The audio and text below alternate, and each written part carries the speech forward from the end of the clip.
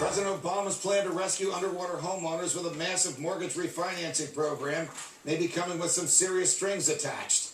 In exchange for lowering monthly payments for millions of homeowners, the Federal Housing Administration may want to continue tacking a 1.15% lifetime fee. Lifetime fee, Alan Combs, on top of the interest rates of the mortgages it guarantees. A fee that would reduce savings for borrowers. Here now to discuss are my freedom fighters, Fox business anchor and my colleague Shibani Joshi, the famous and renowned Fox News radio host and my colleague Alan Combs, and Lenore Hawkins, Emeritus Financial Advisor and Freedom Watch regular. Lenore, to you first. What business does the government have going to banks saying, we'll give you some cash if you charge these people less, and the taxpayers will pick up the bill?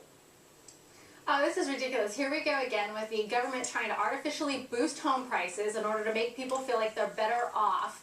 But again, it's just mistaking cause and effect. And what you're really doing is taking money from one group and giving it to another. Because remember, any kind of refinancing hurts the bondholders. Bondholders are mutual funds, pension plans. So to boost the price of my home, the federal government's going to raid my piggy bank. Given the government's recent miserable history managing housing, should it be doing this? I'm not sure that I buy miserable history. All right, well, you characterize it however you wish. All right, well, for example, the HART program. Be doing this out. Yes, the HART program helped 1 million people. They figure even with the fees, which have not been fully determined, as they're still kind of figuring that out, it'll help 3 million. They could be wrong. Suppose my savings is less than the fee they charge me. Should I even do this? Well, then probably not. But they are still trying to figure out the fees. I don't know that they've determined it's going to be a lifetime fee. I think they're getting those numbers together. Does Wall Street like this because it likes free cash from the government? You know what's interesting is you think about the bigger picture here is they're transferring sort of all the burden onto the FHA, and this entity cannot handle additional losses. There is talk that yes, they may try and sort of ricochet the cost to the big banks, but what still remains is that the taxpayers will ultimately be on the hook if something happens with one of these government-sponsored entities, that it cannot overall handle the burden of this. More importantly, the track record for the government remains to be determined. The housing prices are still, the housing market is still at rock bottom. We haven't seen sort of the efficiency or any sort of positive performance out of the government and its housing efforts. Lenore, is this some effort by the government artificially to raise housing prices before Election Day rather than let housing prices go to where, let's see, something called the law of supply and demand would send them? I looked at Combs when I said that, but I'm addressing the question to you.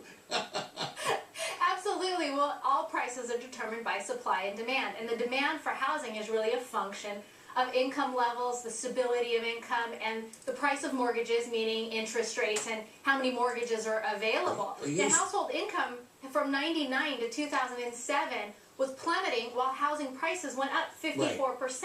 Are you the surprised prices that the skyrocket. government wants to impose a fee, not on the banks, not on the bankers, not on the Warren Buffetts, but on the middle-class people that are going to benefit from these? I understand some of the money, though, that comes from the banks. Aren't the banks indeed supposed to raise about millions of dollars in order to pay for this program? Yes. So that's true. The banks are indeed paying for this. Right. I'd rather see it come from the banks than come from the actual But the fact homeowner. remains, it's $3,000. $3,000 in the grand scheme of how much people have lost on their home. Drop in the bucket. Yeah. Since the And when it taxpayer comes from takeover, the hang on, banks. Lenore, since the taxpayer takeover of government mortgage monsters Fannie Mae and Freddie Mac, Combs loves them. The feds have used smoke screens and funhouse mirrors to keep us from seeing exactly how much cash is regularly funneled to keep them afloat. But this week, the House of Representatives finally moved to put the ongoing costs of Fannie and Freddie bailouts on the books, arguing that the nation can't afford this fantasy anymore. I think you and I are going to agree on I've this. discovered you don't really need me here because you incorporate me into every read anyway and tell them what I think. Because I love you. But I'm going to guess that we agree on this. George Bush fought the war off the books. We don't know what Ben Bernanke's books are like. They also had this on the books, too. They also had Fannie and Freddie off. Correct. Isn't it time all this stuff was on the books so we all know what they should be? There should be the same standard for everybody. What drives me crazy is when people apply a different standard to this president than they had to the previous one. The standard should be the same for all. It should all be off. Okay, Lenore, this is not a Republican or Democrat issue, contrary to what Alan is arguing. This is a big government versus the Constitution issue. Fannie and Freddie shouldn't even exist. But if they do exist, don't we all have a right to know what they're costing? Absolutely. It's not the federal government's business to be pushing capital into politically favored sectors of the economy. And ultimately, the only way that taxpayers are going to be protected from endless bailouts is if the U.S. government gets out of the housing market. But for the time being, Fannie and Freddie have so many of the mortgages that we're not going to be able to get rid of them anytime soon. So clearly they need to be incorporated so we have an accurate picture of our finances. Shabani, how big are they? How big are Fannie and Freddie? I mean, are they bigger than the Bank of America? Bigger than JP Morgan Chase? If it looks like a duck, if it walks like a duck, if it talks like a duck, it is a duck. These entities have sucked in more than $160 billion in taxpayer money. They are huge, and we are on the hook for it. I mean, the government, the administration is pounding the big banks and pounding Wall Street for transparency and accounting standards, and we're not doing that with our own. Who would vote against transparency? I'm not making this.